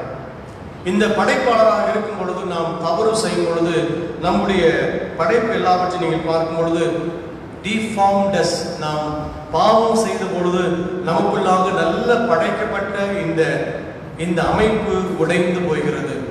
ஒருவேளை உடைந்து போனவர்களாக நாம் நின்றுவிடக்கூடாது என்பதற்காக இயேசு கிறிஸ்துவை நாம் சொந்த இரட்சகராக நாம் ஏற்றுக்கொள்ளும் பொழுது ஜீசஸ் டிரான்ஸ்ஃபார்ம்ட் us, நம்மை முழுமையாக மாற்றுகிறார் என்பதை தான் அவரோடு கூட சேர்த்து நம்மை வைக்கிறார் என்பதை பற்றி வேதம் சொல்கிறார். இதனால் மோசே ஒரு சிறந்த எடுத்துக்காட்டாக இருந்து கடவுள் அவரை தன்னுள்ளாக எப்படி சேர்த்து கொண்டார் என்பதை நாம் பார்க்கிறோம். இரண்டாவதாக தூய பவுலடிகளார் கொரிந்தியருக்கு எழுதின 2வது கடிதத்திலே சொல்லும் பொழுது நமக்கு நன்றாக தெரிந்த ஒரு பகுதி. 2 கொரிந்தியர் 12ஆம் அதிகாரம் வசனங்கள் 7 நான் வாசிக்கிறேன். அன்றியும் எனக்கு வெளிப்படுத்தப்பட்டவர்களை குறிய மேன்மை நிமித்தம் நான் என்னை உயர்த்தாதபடிக்கு என் மாமிசத்திலே ஒரு முள் கொடுக்கப்பட்டிருக்கிறது. என்னை நான் உயர்த்தாதபடிக்கு அதை என்னை குட்டும் சாத்தானுடைய தூதனாய் இருக்கிறது. அதை என்னை விட்டு நீங்கும்படி நான் 3 தரம் கர்த்தரிடத்தில் வேண்டிக் கொண்டேன். அதற்கு அவர், என் கிருபை உனக்கு போதும் என்றார். பவுல் ஒரு சிறந்த திருப்பணியாளர், சுவிசேஷகர். வரலாற்று குறிப்புகள் எல்லாம் என்ன சொல்லுகிறது என்றால், பவுல் குள்ளமான ஒரு மனிதன், நடக்க முடியாத ஒரு மனிதன். ஒரு வரலாற்று குறிப்பு சொல்லுகிறது, மத்தியதரை கடலிலே ஒரு நாளைக்கு 36 கிலோமீட்டர் நடந்து இயேசு கிறிஸ்துவுடைய உயிர்த்தெழுதலை பற்றி தானே பிரசங்கம் செய்தவர் என்று ஒரு வரலாற்று குறிப்பு சொல்லுகிறது. ஒரு சில ஆசிரியர் சொல்லுகிறார்கள், அவருக்கு கண் பார்வை சற்று மங்கலாய் இருந்தது, அடிக்கடி வயிறு வலி வந்து கொண்டே இருக்குமா, நடக்க முடியாத கால் ஊனமான மனிதன் என்று அவர் சொல்கிறார். ஒருவேளை கடவுளாக இயேசுவானவர் நிறைய தாளந்துகளையும் அடையாளங்களையும் அற்புதங்களையும் கொடுத்து இயேசுவானவர் பவுலோடு கூட பேசி நடத்தின நாட்கள் தான் உண்டு. ஒருவேளை இப்படிப்பட்ட ஒரு கஷ்டமான ஒரு சூழ்நிலைக்குள் ஆண்டவர் ஏன் பவுலை காப்பாற்றவில்லை? நல்ல முறையாக நடத்துவதற்கு, நடந்து செல்வதற்கு, ஊழியம் செய்வதற்கு நல்ல சுகத்தை பணத்தெல்லாம் கொடுத்திருக்கலாம் அல்லவா என்பதெல்லாமே நம்முடைய வாழ்க்கை ஒரு கேள்விக்குறியாக வரலாம். ஏன் இப்படி எங்கள் வீட்டிலே இவர்கள் பிறந்து விட்டார்கள்? ஏன் எங்கள் குடும்பத்தில் இப்படி மனநலம் கொண்டவனாக இருக்கிறார்கள்? ஏன் ஆண்டவரை காப்பாற்றிருக்கலாமே? நான் ஆண்டவருக்கு விரோதமாக தான் தவறான காரியம் நான் செய்து விட்டேனா? ஏன் இப்படிப்பட்ட ஒரு பாதிப்பு வந்து விடுகிறது என்பதெல்லாமே மனிதனுக்குள்ளாக அவன் புரிந்து கொண்டிருக்கக்கூடிய அளவுக்கு தங்களை தாங்களே சில நேரங்களிலே தவறான கேள்வி கேட்டுக்கொள்வதுண்டு. பவுலும் அப்படித்தான். ஏன் ஆண்டவரே நான் இவ்வளவு கஷ்டப்படுறேன், என்னால் நடக்க முடியல, வயிறு வலி தாசி இருக்குது, சரியாக சாப்பிட முடியல, கண் பார்வை இல்லை, நடக்க முடியாத ஒரு மனிதனாக இருக்கிறேன் என்று ஆண்டவரிடத்துல நான் 3 முறை I prayed 3 times. 3 முறை கேட்டேன். ஃபர்ஸ்ட் டைம் கேட்டேன், பதில் இல்லை. செகண்ட் டைம் கேட்டேன், பதில் இல்லை. 3 முறை கேட்டேன். அப்போ அவர் சொல்றாரு, my grace is sufficient for you. என் கிருபை உனக்கு போதும். அவர் மிக வேதம் அப்படிதான் சொல்லுகிறது, என் கிருபை போதும் அப்படி சொல்லப்பட்டு என்ன சொல்லுகிறார்? பலவீனத்திலே என் பலன் பூர்ணமாய் விளங்கும். We are weak side. நாம் எல்லோருமே பலவீனமானவர்கள். நம்மை விட பலவீனமானவர்கள் அநேகம் உண்டு. சுகவீனமானவர்கள் அதிகமாக அநேக மக்கள் உண்டு. மனநலம் பாதிக்கப்பட்டவர்கள், மனநலம் குன்றியவர்கள், நடக்க முடியாதவர்கள், சப்பாடிகள், தூக்கி கொண்டு இன்னொரு இடத்துக்கு கொண்டு போக முடியாதவர்கள், கண் பார்வை இல்லாதவர்கள் எல்லாம் இருக்கிறார்கள். ஆனாலும் அப்படிப்பட்ட நிலைமையிலும் கூட அவர்களை நான் பலப்படுத்துவேன் என்று ஆண்டவராகிய இயேசுவானவர் பவுலடிகளார் சொல்லி, இந்த பலவீனத்தில் தான் என்னுடைய பலத்தை நீ புரிந்து கொள்ள முடியும் என்று ஆண்டவராகிய இயேசு கிறிஸ்துவானவர் அவருக்கு சொல்லி கடந்து போகிறதை நாம் பார்க்கிறோம். பவுல் அப்படித்தான் சொல்லுகிறார், என் கிருபை உனக்கு போதும், பலவீனத்தில் என் பலன் பூர்ணமாய் விளங்கும் என்றார். ஆகையால் கிறிஸ்துவின் வல்லமை என் மேல் தங்கினபடினாலே என் பலவீனங்களை குறித்து நான் மிகவும் சந்தோஷப்பட்டு மேன்மை பாராட்டுகின்றேன். என்னுடைய பலவீனம் என்ன என்பது எனக்கு தெரியும். என்னுடைய பிள்ளை இப்படி கொடுத்து விட்டார் என்பது எனக்கு தெரியும். எங்களுடைய உறவினர் மத்தியிலே இப்படிப்பட்ட குழந்தை இருக்கிறது எனக்கு தெரியும். அவர்கள் படுகின்ற வேதனைகளையும் கஷ்டங்களையும் நானும் அறிந்திருக்கிறேன், புரிந்திருக்கிறேன்.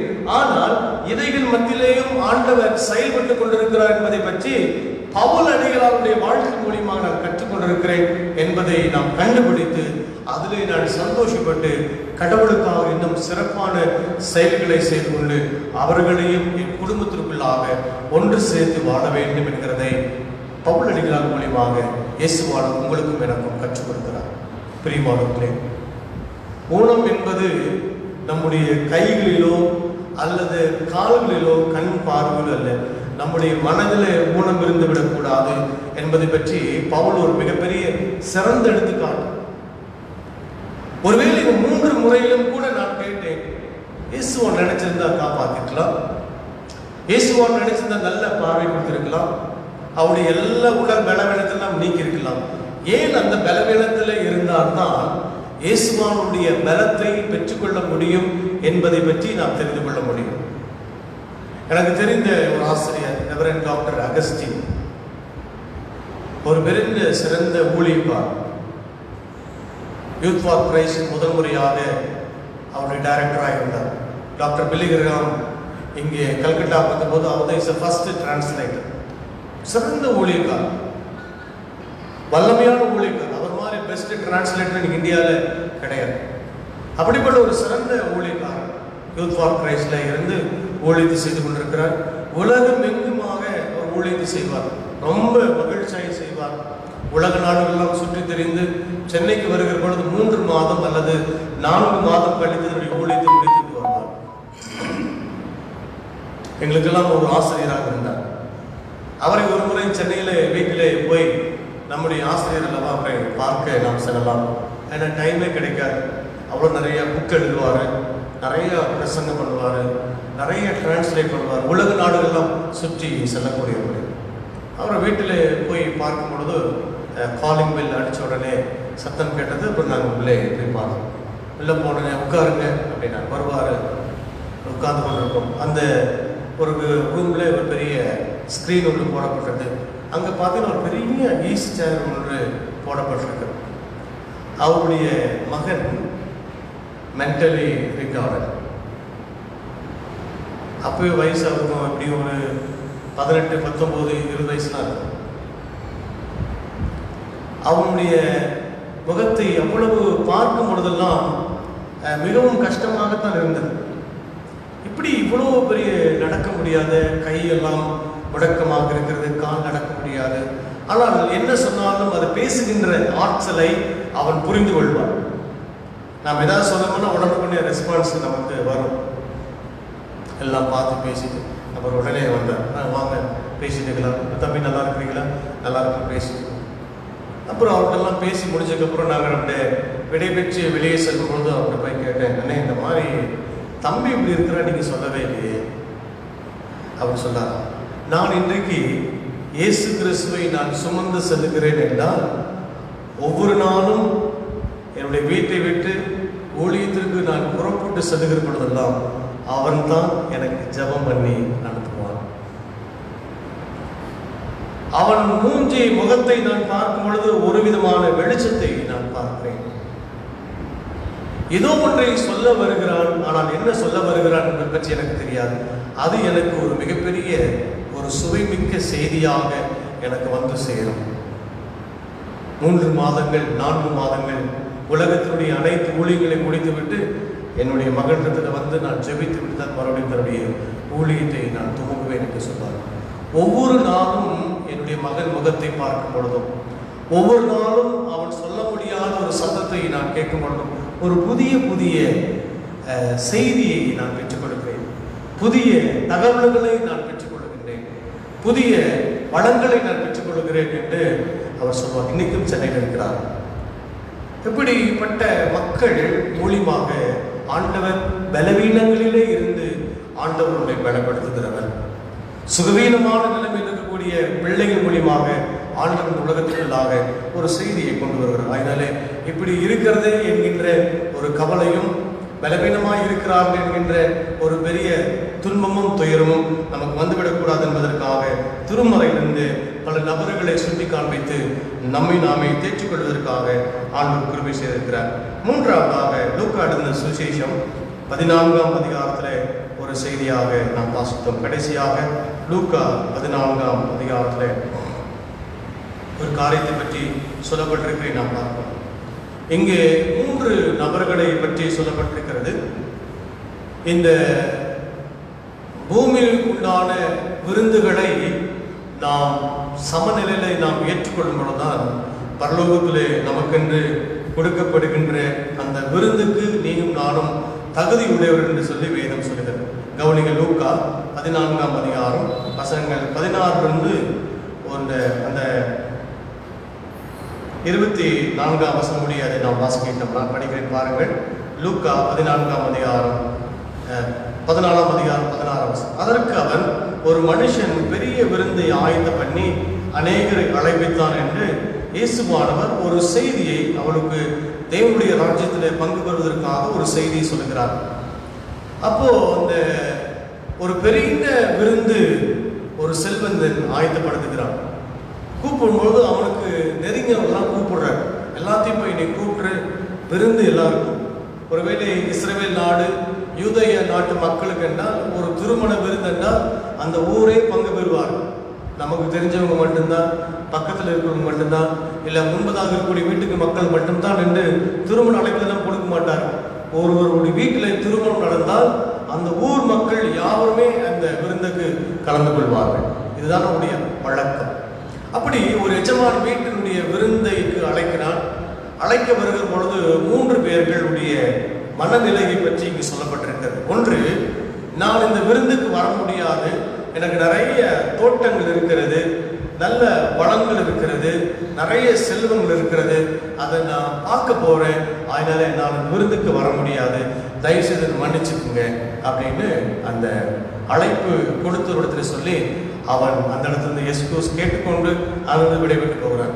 இரண்டாவது ஒரு இடத்துல கேட்கிறான். அவனும் சொல்கிறான், நிறைய எனக்கு ஏன் மாடுகள் இருக்கிறது, எனக்கு நிறைய மாடுகள் இருக்கப்படி நான் அதை கவனிக்க வேண்டும், அதை நான் பார்க்க போகிறேன் என்று சொல்லிவிட்டு அவனும் போய்விடுகிறான். மூன்றாவது இடத்துல போய் கேட்கிறான், இப்போ நீங்களாம் அது வாங்க பார்க்கறதுக்கு இல்லை, எனக்கு இப்போதான் கல்யாணம் ஆச்சு, இப்போதான் புது திருமணமாக இருக்கிறதுனால நான் என் குடும்பத்தை நான் பார்க்கணும், அதனால் என்னால் வர முடியாது. யாரை அழைத்தார் பாருங்க. இந்த மாதிரி ஒரு விருந்தை நீங்க பார்த்துருக்க முடியாது. எல்லாரும் அவங்க வேலைக்கு போயிட்டான். எஜமான் சொல்லுகிறான், வேலைக்காரனை போக்கி நேரடியாக ஊருக்குள்ளாக போ, வீதிக்கு நேராக சென்று போய்ப்பார். அந்த வீதியின் ஓரத்திலே, அந்த தெருக்கள் ஓரத்திலே சப்பானிகளும் குருடர்களும் நடக்க முடியாதவர்களுமாக மனக்கொண்டியவர்களாக உட்கார்ந்து கொண்டிருப்பார்கள். அத்தனை பேர்த்தை கூட்டிட்டு வந்து இந்த விருந்துகளை கொண்டு உட்கார வைப்பார் அப்படின்னு சொல்லி அந்த எஜமான் அந்த வேலைக்காரனை அழைத்து சொல்லி அழைத்து வருகிற கூட்டத்தை இங்கே பார்க்கக்கூடிய ஒரு நிலைமையில நாம் இங்கே பார்க்கிறோம். 21ஆம் வசனம் பாருங்கள். அந்த ஊழியக்காரன் வந்து இவைகளை தன் எஜமானுக்கு அறிவித்தான். அப்பொழுது வீட்டு எஜமான் கோபம் அடைந்து தன் ஊழியக்காரன் நோக்கி, பட்டணத்தில் தெருக்களிலும் வீதிகளிலும் சீக்கிரமாய் போய் ஏழைகளையும் ஊனரையும் சப்பானிகளையும் குருடரையும் இங்கே கூட்டிக் கொண்டு வா என்றான். ஊழியக்காரன் அப்படியே செய்து, ஆண்டவரே நீ கட்டளையிட்டபடியே செய்தாயிற்று, இன்னும் இடம் இருக்கிறது என்று சொன்னான். உங்களுக்கும் எனக்கும் இடம் இல்லை. தோட்டத்தை பார்க்கிறவர்களுக்கும் குடும்பத்தை பார்க்கிறவர்களுக்கும் சுயநலமாய் வாழுகிறவர்களுக்கும் தன்னுடைய தொழிலை பார்க்கிறவர்களுக்கும் தன்னுடைய எதிர்காலத்துடைய வாழ்வாதாரத்தை பார்க்கிறவர்களுக்கும் இயேசு கிறிஸ்துடைய பரலோக ராஜ்யத்துக்குள்ளான விருந்திலே இடம் இல்லை. யாருக்கு தான் இடமாகும்? ஏழைகளுக்கும் ஊனர்களுக்கும் சப்பானிகளுக்கும் மட்டும்தான் இடம் இருக்கிறது என்கிறதை பற்றி ஆண்டவர் பிரித்து பார்த்து, உங்களை விட இவர்கள் மேன்மையானவர்கள் என்று அவர்களை அழைத்து கொண்டு போய் விருந்தில் உட்கார வைத்து பரலோக ராஜ்யத்துக்குள்ளான தேவனுடைய ராஜ்யத்துக்குள்ளாக செல்வதற்கு தகுதி படைத்தவர்கள் தோட்டம் வைத்திருக்கிறவர்கள் அல்ல, செல்வம் வைத்திருக்கிறவர்கள் அல்ல, குடும்பத்தை பராமரிக்கிறவர்கள் அல்ல. ஊரில் உட்கார்ந்து கொண்டு எந்த விதமான வசதிகளும் வாய்ப்புகளும் எதிர்பார்ப்புகளும் எண்ணங்களும் இல்லாதவர்களுக்காக, உடல் ஊனமுற்றோர் மக்களுக்காகவும் ஊமையானவர்களுக்கும் சப்பானிகளுக்கும் ஏழைகளுக்கும் ஆதரவற்றக்கூடிய மக்களுக்கு தான் பரலோக ராஜ்யத்தில் இடம் உண்டு, ஆகினால் அந்த விருந்தில் கொண்டு உட்கார வையா அப்படின்னு சொன்ன உடனே அவர்களோடையும் கொண்டு போய் உட்கார வைத்தார்கள். உங்களுக்கும் எனக்கும் இடமில்லை என்று சொல்வதை போல சொல்லப்பட்டிருக்கிறது. அப்பொழுது எஜமான் ஊழியக்காரன் நோக்கி, நீ பெருவழிகளிலும் வேலி அருகிலும் போய் என் வீடு நிறையும்படியாக ஜனங்களை உள்ளே வளரும்படி வருந்தி கேட்டுக்கொண்டான். அழைக்கப்பட்டிருந்த மனுஷன் ஒருவனாகிலும் என் விருந்தை ருசி பார்ப்பதில்லை என்று உங்களுக்கு சொல்லுகிறேன் என்று சொன்னார் என்று வேதம் சொல்லுகிறது. பிரியமானவர்களே, யார் கலந்து கொள்கிறார்கள்? ஊமைகளும் மந்தனாகும் திக்குவாயும் என் கிருபை உனக்கு போதும் என்று சொல்கின்ற பலவீனத்தில் என் பலன் விளங்கும் என்று சொன்னவர்களும் கடவுளுடைய ராஜ்யத்துக்குள்ளாக இருந்து பங்கு பெறுகிறவர்கள் யார் என்றால் உடல் ஊனமுற்றவர்களாக இருக்கிறவர்களே. ஏனென்றால் இவர்களை எல்லாம் நல்ல முறையாக வாழ்ந்து வருகிற நீங்களும் நானும் வெளியேற்றி விட்டோம், வெளியே துரத்தி விட்டோம், பல இடங்களில் சேர்த்து விட்டோம். ஆனால் கடவுளாக தேவன் இயேசு கிறிஸ்துவான எல்லாத்தையும் இந்த அவருடைய படைப்பிலே அவருடைய ஆளுகளை சேர்த்து கொண்டார் என்று வேதம் சொல்லுகிறது. இன்னொரு விளக்கம் சொல்லப்பட்டிருக்கிறது. யோனா தீர்க்கதரிசியின் புத்தகம் 4ஆம் அதிகாரம் 10ஆம் வசனம் 11ஆம் வசனத்தை பாருங்கள். யோனா தீர்க்கதரிசியின் புத்தகம் 4ஆம் அதிகாரம் பக்கம் 1075. அதை நான் சொல்லுகிறேன். யோனா 4ஆம் அதிகாரம் கடைசி 2 வசனங்கள். அதற்கு கர்த்தர், நீ பிரயாசப்படாததும் நீ வளர்க்காததும் ஒரு ராத்திரிலே முளைக்கும் ஒரு ராத்திரை அழிந்து போனதுமான ஆமனுக்கு நீ பரிதபிக்கிறாயே.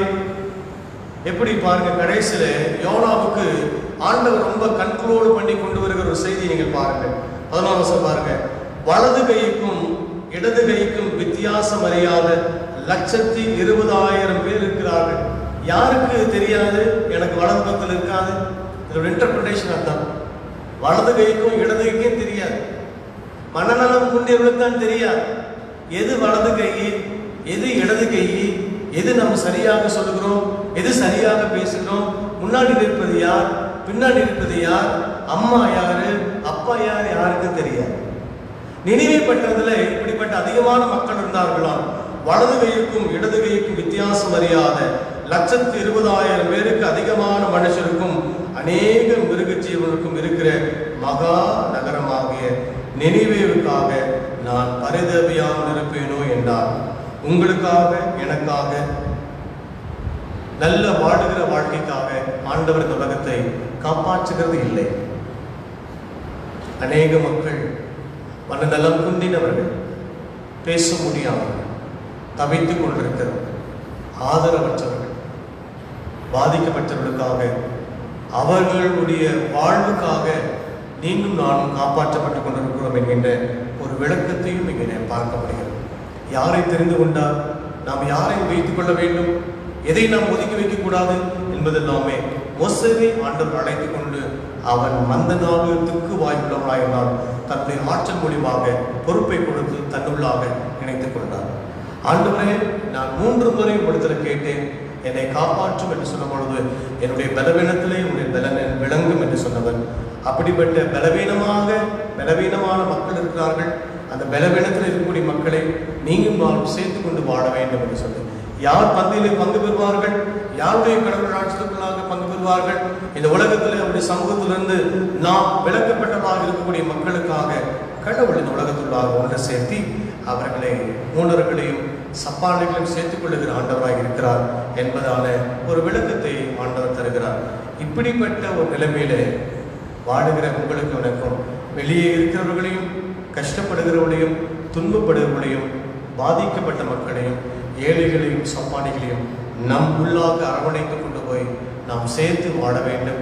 இதுதான் திருச்சபையாக, தனி குடும்பமாக, குடும்பத்தின் மக்களாக நாம் கடவுளுக்கு பிரதிபலித்து காண்பிக்கக்கூடிய ஒரு இறைப்பணியாக இருக்கிறது என்பதை பற்றி இந்த 3 சமூகம் வழியாக கற்றுக்கொள்ள ஆண்டவர் உதவி செய்திருக்கிறார். சமூகத்தில் இப்படிப்பட்ட மக்களை நாமும் அடையாளம் கண்டுபிடித்து அவர்களையும் தன்னுள்ளாக இணைத்து வாழ ஆண்டவர் நமக்கு கிருபை பாராட்டுவாராக. ஜெபம் செய்வோம். அன்பு பிதாவே, எங்களை உடைய பார்த்தல பண்ணிக்கிறோம். தொடர்ந்து எங்களை வழி எடுத்தும் இப்படிப்பட்ட நிலையில இருக்கிற மக்களையும் நாங்கள் அரவணைத்துக் கொண்டு செல்ல எங்களுக்கு அருள்தார். இயேசு கிறிஸ்து மூலமாய் வேண்டிக் கொள்கிறோம் நல்ல பிதாவே. ஆமென்.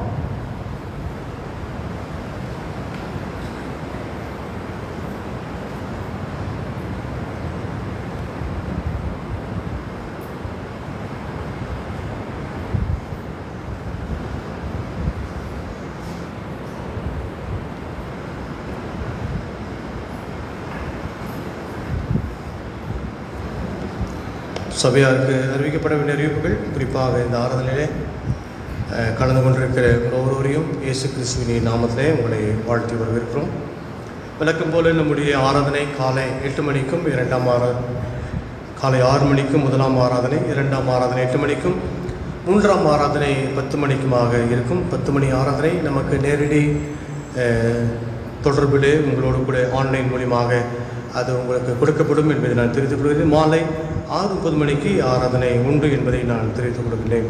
சபை மக்கள் யாரும் இந்த ஆராதனை பங்கெடுத்துக் கொள்ள உங்களை அன்போடு நான் கேட்டுக்கொள்கிறேன். ஒவ்வொரு வெள்ளிக்கிழமையும் மாலை 6:30 மணிக்கு ஆராதனை உண்டு.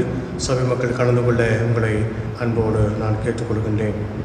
கர்த்தர் சித்தமானால் வருடந்தோறுமாக நாம் கொண்டாடுகிற தோத்திர பண்டிகை நவம்பர் மாதம் 2ஆம் ஞாயிற்றுக்கிழமை, அதாவது 8/11/2020 அன்று நாம் ஒரே ஆராதனையாக 7 மணி ஆராதனையாக வைத்து நம்முடைய வருடாந்திர தோத்திர பண்டிகையை நாம் சிறப்பிக்க இருக்கிறோம். இந்த தோத்திர பண்டிகை எப்படி நாம் சிறப்பாக அனுசரிப்பது என்பதை பற்றிதான விளக்கங்களை வருகின்ற ஞாயிற்றுக்கிழமை உங்களுக்கு கொடுக்கப்படும். எல்லோருமாக சற்று இடைவெளி விட்டு எப்படியெல்லாம் இந்த தோத்திர பண்டிகையை நாம் அனுசரிப்பது, எப்படி நாம் கொண்டாடுவது என்கின்ற பல வழிமுறைகளை வருகிற வாரங்களிலே உங்களுக்கு அறிவிப்பாக கொடுக்கப்படும். அந்த வழிமுறைகளை நாம் கடைபிடித்து அது வருகின்ற காலங்களே தோத்திர பண்டிகையை நாம் கொண்டாட இருக்கிறோம். இரண்டாவதாக, கடந்த காலங்களில் இந்த தோத்திர பண்டிகையினுடைய ஏலபாக்கிகள் அநேக ஆண்டுகளாக கட்டாதவர்கள் இருக்கிறார்கள். அதில் ஒருவேளை நீங்கள் அப்படியே கட்டாதவர்கள் இருந்தால் நம்முடைய ஆலயத்தினுடைய பொருளாளரை நீங்கள் தொடர்பு கொண்டு நாங்கள் எவ்வளவு இன்னும் பாக்கி வைத்திருக்கிறோம் என்பதை கேட்டு நீங்கள் அந்த தொகையை செலுத்துமாறு உங்களை அன்போடு நான் கேட்டுக் கொடுக்கின்றேன். ஏனென்றால் இந்த வருடந்தோறுமாக நடைபெறுகிற இந்த தோத்திர பண்டிகை வைத்து தான் அடுத்த வருடத்துக்குண்டான வளர்ச்சிகளையும் நம்முடைய திட்டப்பணிகளையும் நம்முடைய இன்னும் சிறப்பாக செய்யக்கூடிய ஊழியங்களை குறித்து இந்த தோத்திர பண்டிகை நாள் வரக்கூடிய பல காணிக்கைகளையும் கபர காணிக்கைகளை வைத்து கொண்டு தான் இது மூலியமாய் கிடைக்கக்கூடிய நிலைகளை வைத்து கொண்டு தான் அடுத்த கட்டத்துக்கு நாம் செல்ல இருக்கிறோம். அதனாலே இது நீங்கள் சிறப்பாக உற்சாகமாக நீங்கள் பங்கெடுக்க உங்களை அன்போடு நான் கேட்டுக்கொள்கிறேன். நீங்களும் உதாரணமாய் கொடுத்து இந்த தோத்திர பண்டிகையை கலந்து கொண்டு ஆண்டோடைய ஆசீர்வாதங்களை பெற்றுக்கொள்ளுமாறு உங்களை அன்போடு கூட நாங்கள் கேட்டுக்கொள்கின்றோம். நம்முடைய திருவிருந்து ஆராதனை பற்றிதான ஒரு அறிவிப்பு. மாதத்தின் முதலாவது நாள், மாதத்தின் முதல் ஞாயிற்றுக்கிழமை, மாதத்தின் 3வது ஞாயிற்றுக்கிழமை மட்டும் நமக்கு திருவிருந்து கொடுக்கப்படும் என்பதை நான் உங்களுக்கு தெரிவித்துக்கிறேன். மீண்டுமாக சொல்லுகிறேன், மாதத்தின் முதல் நாள், மாதத்தின் முதலாவது ஞாயிற்றுக்கிழமை, மாதத்தின் 3வது ஞாயிற்றுக்கிழமை, இந்த முதல் ஞாயிற்றுக்கிழமையும் 3வது ஞாயிற்றுக்கிழமை மட்டும் திருவிருந்து கொடுக்கப்படும் என்பதை நான் தெரிவித்துக் கொள்கிறேன். சபை மக்கள் மற்றும் நீங்கள் உங்களுக்கு தெரிந்த மக்களுக்கும் நீங்கள் சொல்ல உங்களை அன்போடு நான் கேட்டுக்கொள்கின்றேன். நம்முடைய கிறிஸ்மஸ் காலங்களிலே பல நேரங்களிலே நம்முடைய சிறப்பான நிகழ்ச்சிகள் நடத்துவதுண்டு. ஆனால் இந்த காலங்களில் அப்படி நாம் தொடர்ச்சியாக நிகழ்ச்சியை நடத்துவது ஒரு சில நிகழ்ச்சிகள் எல்லாம் நாம் ரத்து செய்திருக்கிறோம். ஒரே ஒரு நிகழ்ச்சி மட்டும்தான் நாம் நடைமுறைப்படுத்துவதற்கு கொண்டு வந்திருக்கிறோம்.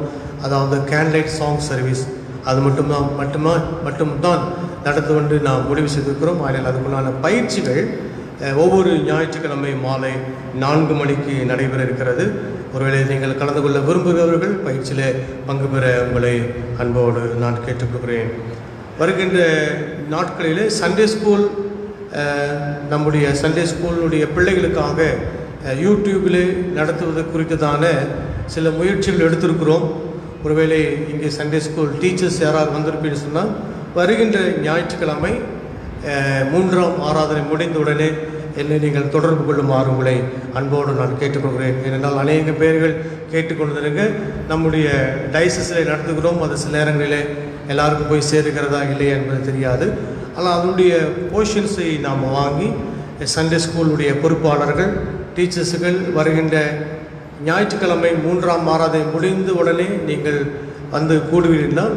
நாம் எப்படி நடத்தலாம், எப்படி நம்முடைய சண்டே ஸ்கூல் பிள்ளைகளுக்கு நம்முடைய மூலியமாகவே இருந்து ஒரு இடத்துல வைத்து ஒருவேளை ஆலயத்திலிருந்தோ இல்லை என்றால் நம்முடைய பேரிஷால் இருந்தோ அதற்கென்று நாம் யூடியூப் மூலியமாக எப்படி பிள்ளைகளை தொடர்பு கொள்ளலாம் என்கின்ற ஒரு அடுத்த கட்ட முயற்சிகளுக்கு செல்வதற்கான முடிவு செய்யப்பட்டிருக்கிறது. அதனாலே சண்டே ஸ்கூல் டீச்சர்ஸ் பொறுப்பாளர்கள் வருகின்ற ஞாயிற்றுக்கிழமை 3ஆம் ஆராதனை முடிந்தவுடனே ஒரு 10 நிமிடம் கூடி அது சில காரியங்களை பேசியிருக்கிறோம். அதனால் நீங்கள் வந்தவர்கள் பரவாயில்லை, ஒருவேளை வராதவர்கள் இருந்தால் உங்களுடைய சண்டே ஸ்கூல் டீச்சர்ஸ்க்கு இப்படிப்பட்ட அறிவிப்பு கொடுக்கப்பட்டது.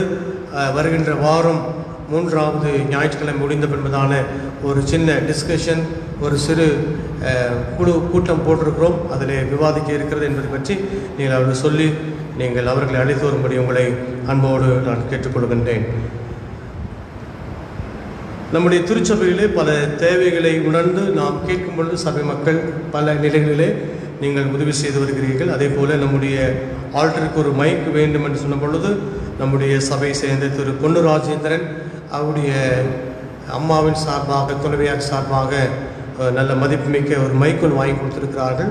அது முதல் ஆராதனை ஜெபித்து பிரதி செய்யப்பட்டது. அது வருகின்ற நாட்களிலே நம்முடைய ஆலயத்துடைய பயன்பாட்டுக்காக பயன்படுத்தப்படும் என்பதை நான் தெரிந்து கொள்கிறேன். அது மட்டுமல்ல, கம்யூனியன் கப் நமக்கு என்று வாங்கி கொடுத்த ரவிநாத் அவர்களுக்கும் எங்களுடைய நன்றியை நான் தெரிவித்துக் கொள்கிறேன். இப்படி பல நிலைகளிலே பல மக்கள் உதவி செய்து கொண்டு வருகிறார்கள்.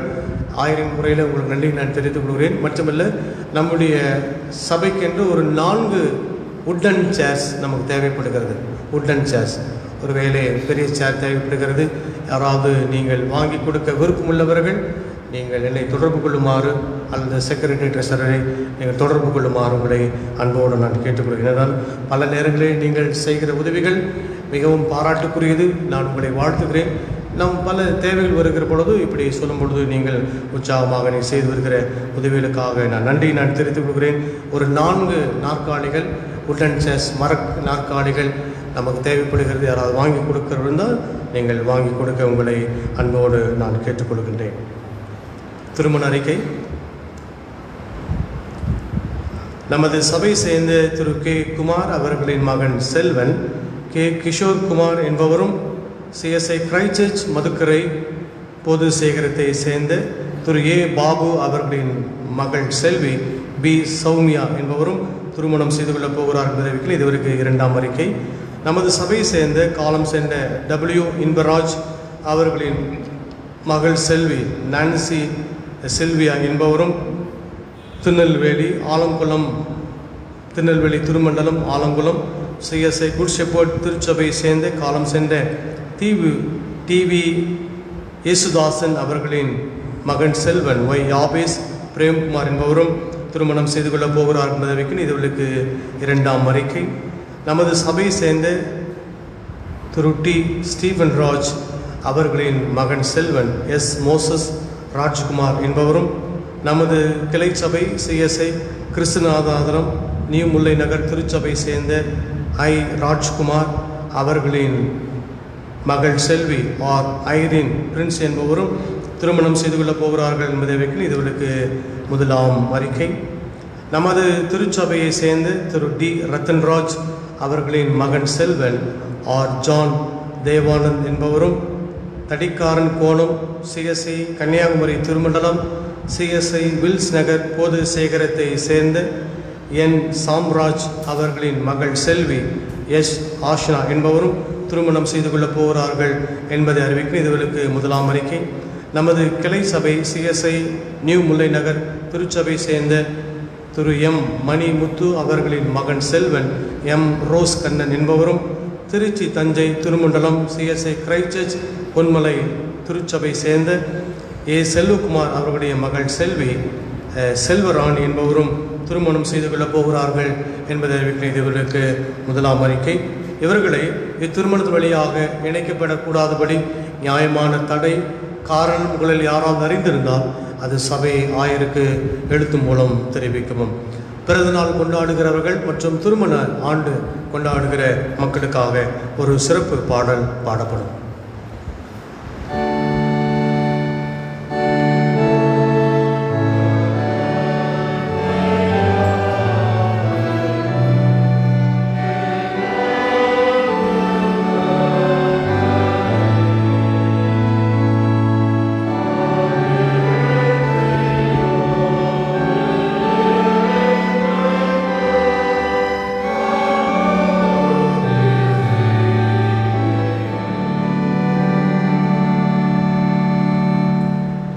எங்கள் நேசிக்கிற அன்பின் பிதாவே, மீண்டுமாக உமக்கு நாங்கள் நன்றி செலுத்துகிற சுவாமி.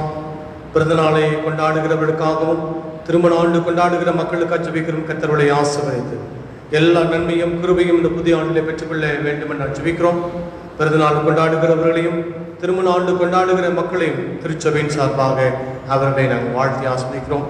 அது மட்டுமில்லை, முதலாவது திருமண அறிக்கை மூலியமாக வாசிக்கப்பட்ட அருமையான மணமகன் மணமகளுடைய குடும்பத்தாருக்கான ஜெபிக்கிறோம்.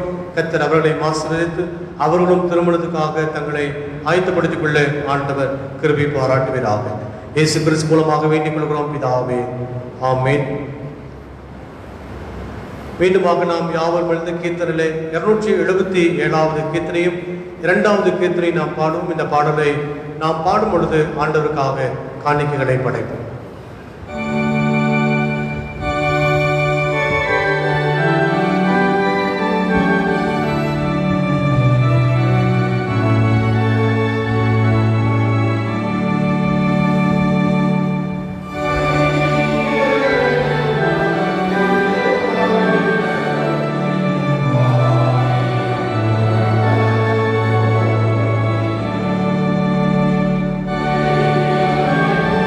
Amen.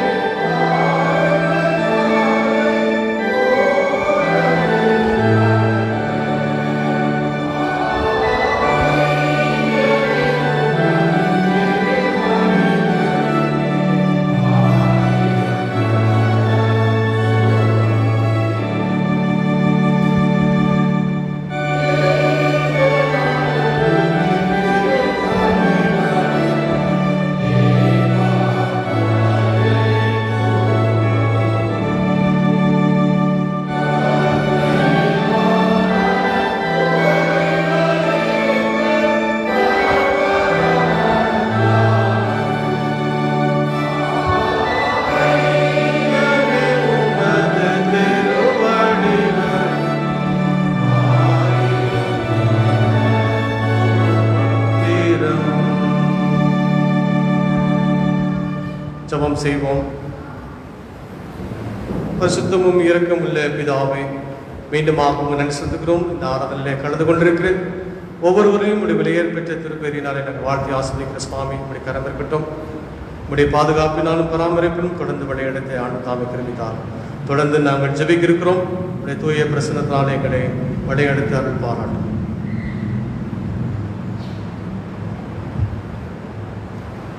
தொடர்ந்து நாம் ஜெபம் செய்வோம். கிருபை மிகுந்த ஆண்டவரே, ஒரு புதிய பரிசுத்தமான ஓய்வு நாளை கிருபையாக நீர் கொடுத்தி பல்வேறு இடங்களில் இருக்கக்கூடிய நாங்கள் அனைவரும் ஒரு குடும்பத்தினுடைய பிள்ளைகளை போல உங்களுடைய சன்னிதானத்தில் வந்து உண்மை அப்பா பிதாவே என்று அழைக்கிற அந்த புத்திர சுவிகார பாகத்தை கொடுத்திருக்கிறேன். இந்த நாளில் உங்களுடைய சன்னிதானத்தில் வந்து தங்கி தரித்திருப்பது எத்தனை மகிழ்வு என்பதை நாங்கள் அறிந்திருக்கிறோம். உங்களுடைய சமூகத்தில் தெய்வீக சமாதானம் உண்டு என்று சொல்லி நாங்கள் நம்பி வந்திருக்கிறோம். தெய்வீக சமாதானத்தை தேவனை பரிபூர்ணமாக கொடுப்பதற்காக நன்றி பாராட்டுகிறோம். நாங்கள் கடந்து வந்த பாதை எல்லாவற்றிலேயும் நீ நல்ல மேய்ப்பனாக அன்பு நிறைந்த தகப்பனாக அந்த சாமியை நீ செயலாற்றி தயவுக்காக நாங்கள் நன்றி பாராட்டுகிறோம். சில சமயங்களிலே கரடு முரடான பாதைகளின் வழியாக நாங்கள் செல்ல நேரிட்டாலும் நாங்கள் பயந்து சோர்ந்து போகாதபடிக்கு உங்களுடைய கிருபையினாலே எங்களை தாங்கி வழிநடத்தினேன். எங்களை ஏற்றி சுமந்து எங்களை தப்ப வைத்து தேவனை புதிய பலனை கொடுத்து தயவுக்காக நன்றி பாராட்டுகிறோம். இந்த நாட்களிலேயும் பலவீனமாக இருக்கக்கூடிய மக்களை நாங்கள் நேர்ந்து வந்து பார்க்கிறோம். அவர்கள் சோர்ந்து போகாதபடிக்கு உங்களுடைய பலனை தந்து நீ பலப்படுத்துகிறோம். உண்மை சார்ந்து வாழ்கின்ற பாக்கியத்தை கொடுப்பதற்காக நாங்கள் நன்றி பாராட்டுகிறோம். இந்த திருச்சபைக்காக, திருச்சபையுடைய தலைவருக்காக, கமிட்டி அங்கத்தினர்களுக்காக தேவனே, அதே போல இந்த திருச்சபையில் செயலாற்றக்கூடிய பல்வேறு குழுக்களுக்காக நாங்கள் நன்றி பாராடுவோம். வாலிப பிள்ளைகள் தேவனே குழு, பாடகர் குழு, சிறு பிள்ளைகள், சண்டே ஸ்கூல் போன்ற பல்வேறு குழுக்களுக்காக நாங்கள் நன்றி பாராட்டுகிறோம். அனைவரும் தேவனை உடைய நாமத்தை அறிந்து கொள்ளத்தக்கதாக நீ வழிநடத்தீரே. நான் உனக்கு போதித்து நீ நடக்க வேண்டிய வழி உனக்கு காண்பிப்பேன். என் கண்ணை உண்மை வைத்து உனக்கு ஆலோசனை சொல்லுவேன் என்று சொன்ன அன்பு நிறைந்த ஆண்டவா, தொடர்ந்து நீரே எங்களுக்கு நல்ல போதகராக, நல் வழிகாட்டியாக, ஆலோசனை கர்த்தாவாக, எல்லாவற்றையுமே சமாதான ஜீவனாக செயல்படுவதற்காக நன்றி பாராட்டுகிறோம்.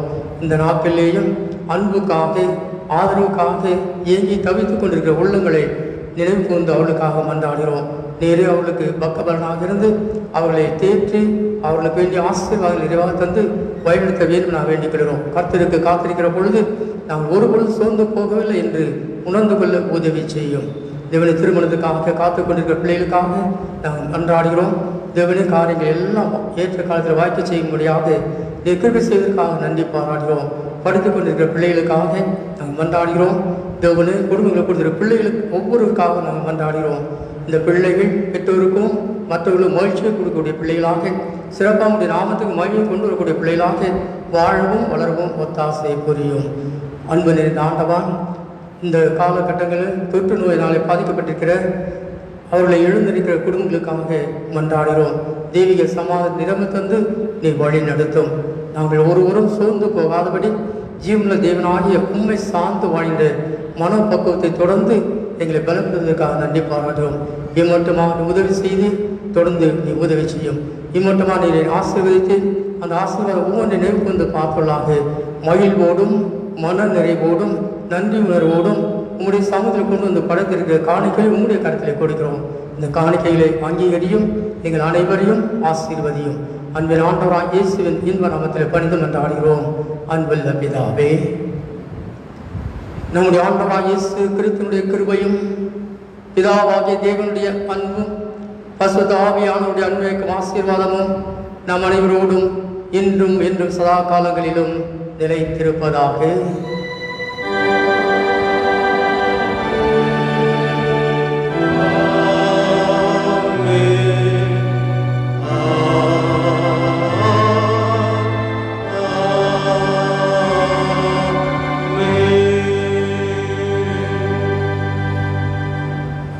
முடிவு பாடலாக நாம் அனைவரும் எழுந்து பாமாலை 271வது பாமாலை பாடுவோம். பாமாலை 271வது பாமாலை.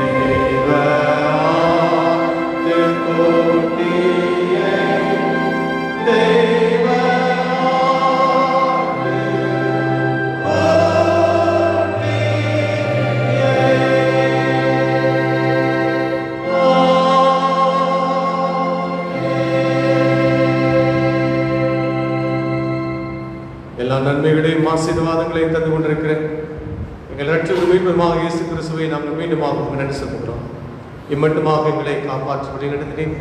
இனியும் நீதாம் எங்களை தொடர்ந்து வழிநடத்த வேண்டும் என்று ஜெபிக்கிறோம். அதற்கு அனைத்து பேரையும் ஆசீர்வதிப்பீராக. இயேசு கிறிஸ்து வழியிலே வேண்டிக் கொள்கிறோம் எங்கள் அன்பு பிதாவே. ஆமென். கர்த்தர் உங்களோடு இருப்பாராக. சமாதானத்துடனே புறப்பட்டு செல்லுங்கள்.